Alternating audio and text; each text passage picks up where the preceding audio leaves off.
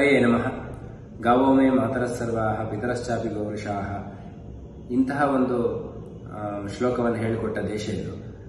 ಗೋವುಗಳು ಅಂದರೆ ನಮಗೆ ಮಾತೃಸ್ಥಾನ. ಹಾಗಾಗಿ ಗೋವುಗಳಿಗಾದ ಅನ್ಯಾಯ ಅದು ಸ್ವಯಂ ನಮಗೆ ಆದಂತೆ. ಗೋವುಗಳಿಗೆ ಏನು ಅನ್ಯಾಯ ಆಗ್ತಿದೆ ಅಂತ ನಿಮಗೆ ಗೊತ್ತೇ ಇದೆ, ಕರ್ನಾಟಕದಲ್ಲೆಲ್ಲರಿಗೂ ಗೊತ್ತಿದೆ. ಈ ಸಂದರ್ಭದಲ್ಲಿ ನಮಗೆ ಪೇಜಾವರ ಶ್ರೀಪಾದರು ಒಂದು ಆಜ್ಞೆಯನ್ನು ಕೊಟ್ಟಿದ್ದಾರೆ. ಎಲ್ಲರೂ ಕೂಡ 23ರಿಂದ 29ನೇ ತಾರೀಕು ತನಕ ವಿಷ್ಣು ಸಹಸ್ರನಾಮವನ್ನು ಆದಷ್ಟು ಪಠನೆ ಮಾಡಿ, ಆನಂತರ 29ನೇ ತಾರೀಕು ದಿನ ಅದನ್ನು ಸಮರ್ಪಣೆ ಮಾಡಿ ಅಂತ. ಸಾಧ್ಯವಾದರೆ ಮನೆ ಮಂದಿಯೆಲ್ಲ ಒಟ್ಟಿಗೆ ಕೂತು ಮಾಡಿ ಅನ್ನೋದನ್ನು ಶ್ರೀಪಾದರು ಹೇಳಿದ್ದಾರೆ. ಗುರುವಾಜ್ಞೆ ಅಂತ ಭಾವಿಸಿ ನಾವೆಲ್ಲರೂ ಇದನ್ನು ಮಾಡೋಣ. ಗೋವುಗಳ ರಕ್ಷಣೆಗಾಗಿ ನಾವು ಈ ಪ್ರಾರ್ಥನೆಯನ್ನು ಮಾಡೋಣ.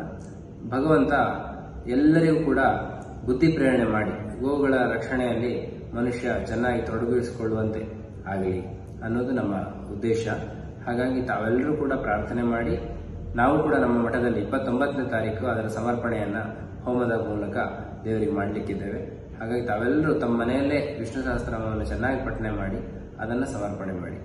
ದೇವರು ಎಲ್ಲರಿಗೂ ಒಳ್ಳೇದು ಮಾಡಲಿ. ವಿಶೇಷವಾಗಿ ಗೋವುಗಳ ರಕ್ಷಣೆ ಆಗಲಿ, ಆ ಮೂಲಕ ಮನುಷ್ಯನ ರಕ್ಷಣೆ ಕೂಡ ಆಗಲಿ ಅನ್ನುವ ಪ್ರಾರ್ಥನೆಯೊಂದಿಗೆ ಕೃಷ್ಣಾರ್ಪಣಮಸ್ತು. ಹರೇ ನಮಃ.